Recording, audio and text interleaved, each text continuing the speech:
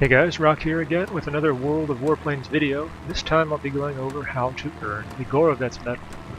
Turns out it's not as complicated as you might think. The only trick to it is you have to kill 9 of the enemy team, and then you get the Gorovets medal automatically.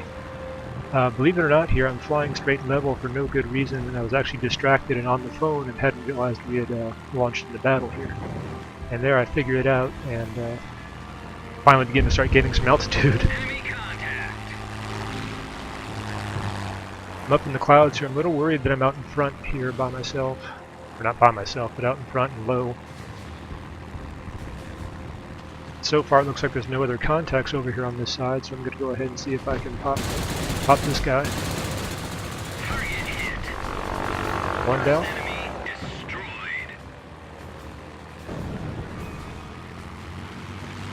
And it looks like the entire enemy team is over here over the harbor, so I'm going to start making my way over there.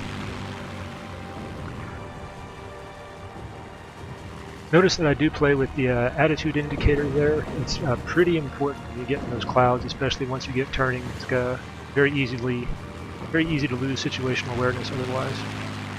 I'm going to engage the Skua here because he's the highest one in this particular clump of enemies. I'm a little annoyed here that I didn't get more hits than I did. I am in the BF 109B here, and I do run mine heavy with maximum guns. There are people who down gun one gun or another to keep it lighter and faster. My playstyle is I like the firepower.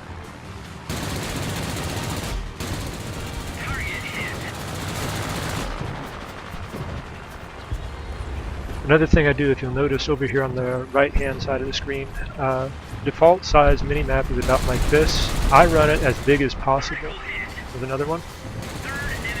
With the reason being that situational awareness is very important, and anything you can do to make it easier to figure out what's going on at a glance is a big help.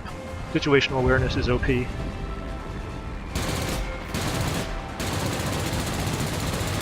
going to engage this guy, and then I notice this guy is down to a few hit points. I'll pop him first.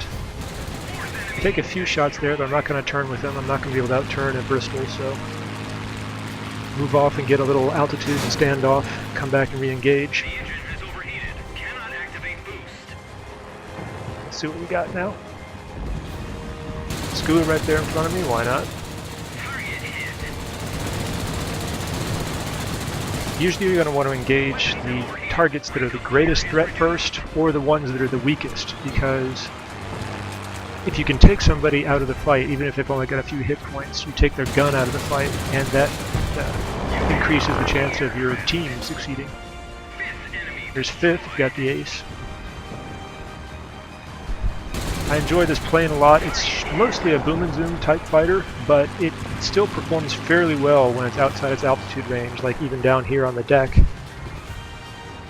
It's not great down here, but you can kind of force it around and still be fairly effective in it, even playing it like it shouldn't be played. Now it's time to get serious. Need to get up here and get some altitude. There's one contact, 2 contacts coming in, and that's those 2 heavies, and one of them is a C6. I don't want to go face in on them. So I'm going to continue south here and let them move in on my teammates. Then the last fighter lights above them here too. I'm going to engage him first. He's weak already, so he's also going to be a big threat if he gets around on my tail. C6 is closest. I'm going to go for him first.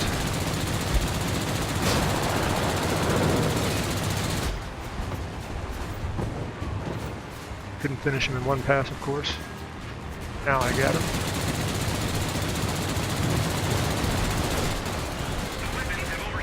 And I think he was just trying too hard to maneuver on my teammate there and lost it. But I get credit for the kill because I was pouring damage into him, and I'm okay with that. Want to make sure don't go face in on a heavy. Pull up because he can't pull up with me. Cut around.